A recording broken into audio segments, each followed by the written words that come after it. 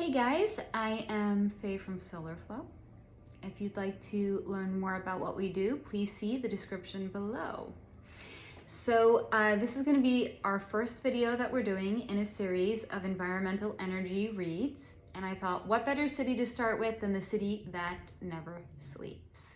So we're going to be talking about New York, Manhattan today.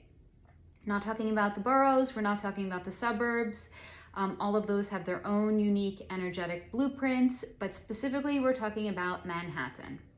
So just to give you an idea of what I do, I'm an energy worker and I worked with people's physical energy in their bodies as a yoga teacher for many years. And now I'm working with energy in terms of like Reiki and energetic clearing and energetic readings.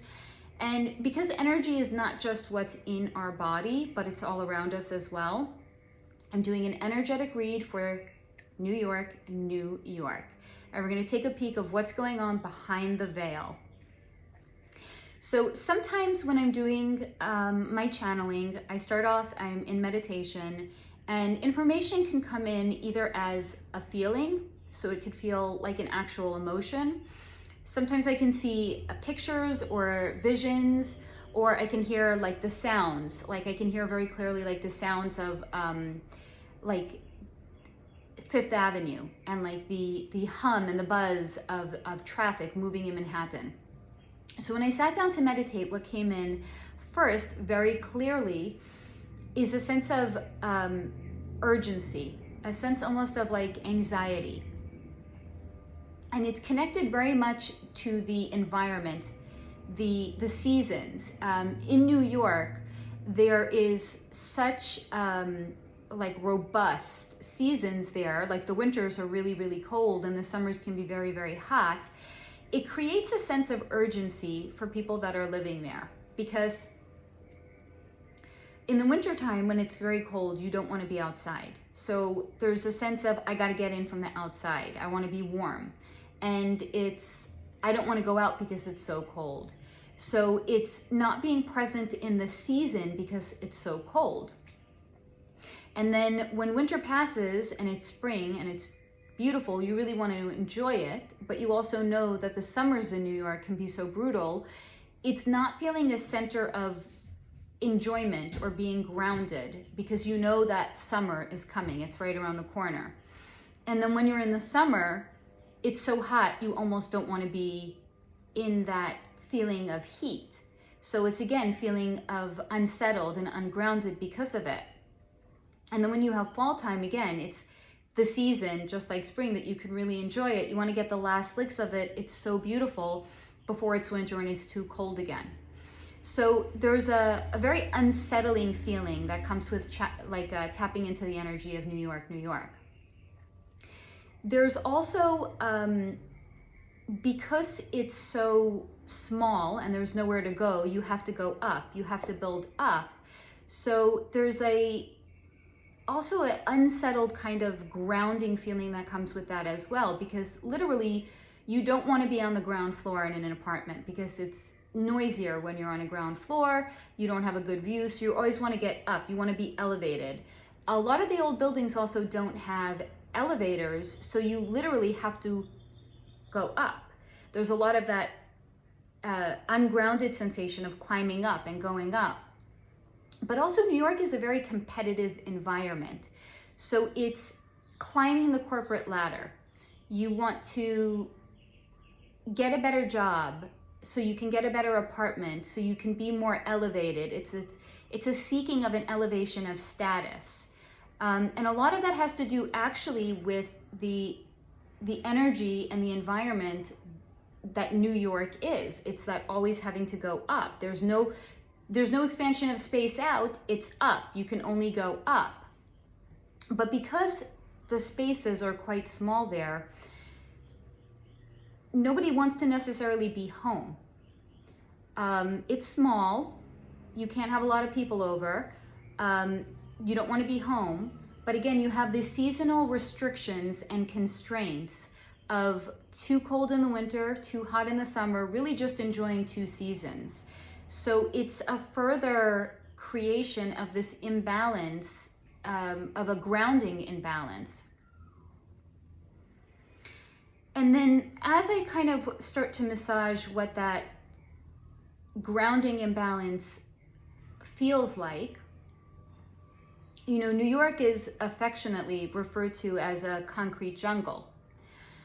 And people are always rushing, they're coming, they're going. So even if they were going to stop and slow down to try to smell anything of nature, there's really nothing to smell because it is a concrete jungle. And when I tap into that environment, that energy, what started to materialize and also come through is a place like Rikers Island. It's also concrete. There's no real nature, and the people that are there are inside, let's say, for 23 out of 24 hours a day. So there's again that further disconnection from anything that's of nature. And yes, Manhattan, New York is different than prison because you're not confined to it and you can leave when you want to, but it's that same disconnection. It's that being surrounded by concrete and being further separated from anything that's of nature. And what that does to the psyche when you're not, first of all, in a place that's aesthetically pleasing, but a place that really is designed for being efficient, but not being of nature and not being beautiful. And yeah, think about that. Like if someone was confined to prison, what that does to the psyche, and also similar, if somebody is completely disconnected from nature, what that does to the psyche. And the kind of energy that creates. So I started also to see that on the micro scale, what it does to somebody, but also how that kind of plays out societally in New York. And that it's really no wonder that something like the mafia was in New York, because it's that disconnection of nature. You could even say human nature and our humanity, but it's also that competitive, climbing up the corporate ladder, jockeying for space, wanting to have like our own domain, and how that played out on a societal level in something like the mafia, where it's taking those exact themes and it was played out in a more public way for people to see it. Almost as if it's an opportunity to examine, do we see any elements of that in ourselves? Not that it's a separation, it's not a separateness from us. It is being enacted for everybody who lives there to see it play out and to try to extrapolate how they themselves are like that.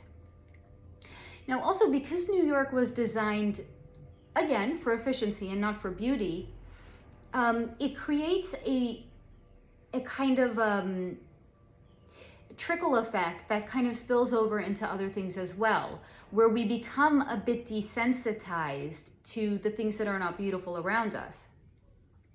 So for example, in New York in the summertime, it's quite common to have on the corners garbage piling up. And for people who are visiting, they could see it and it could be quite jarring, but when you live there, it's part of the landscape almost. It's not out of the ordinary. It's not unusual to see garbage piling up.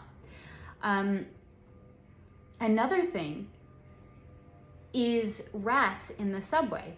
So I went to university in New York, and I was taking the subway at least twice a day, every single day, 5 days a week. The rats are as much part of the landscape as is the concrete, as is the garbage piling up in the summer. All of those things also are lending themselves to this kind of like societal decay, societal breakdown, the lack of something aesthetically pleasing, the lack of anything that's beautiful.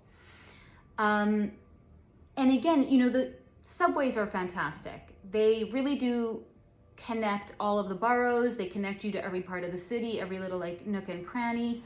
Super efficient, super not beautiful. And you could be down in the subways, seeing those rats, part of the landscape, not even blinking. And when I kind of like got into that and was tapping into the rats, what I then started to see is like a mouse or like a gerbil in a wheel. And it's running around, it's in its cage, it's confined, it's running around, and it gives it like a sense of it's thinking it has some freedom, but it doesn't really because it's confined. But a rat in a rat race, it's in a maze, it doesn't know that it's in a maze, it thinks it's finding new things, there's new ways it can go, there's new little areas that it can explore, but it's still a rat in a rat maze, and it's still a rat in a rat race. Very, very New York. It's like that frenetic energy, the constant sense of movement, the constant sense of action, the really, it is called the city that never sleeps. So if we think about that and we kind of tap into that sensation of what it means to be in a city that never sleeps. And also like, so what came in is being in an airplane. And if you were flying, let's say at night over parts of the country, there would be great parts of the country that you weren't actually able, it would be dark, you wouldn't see anything. You know, it could be farmland, it could just be rural. New York at night glows. It doesn't just glow from the electronics. It doesn't just glow from the lights that are on. It glows because there is an energy that is created there, like the rats in the rat race, like the frenetic energy that's palpable. It glows because the people that are living there are creating the energy and the energetic blueprint of New York. And another reason it's called the city that never sleeps is because energy is being created and it's also being siphoned.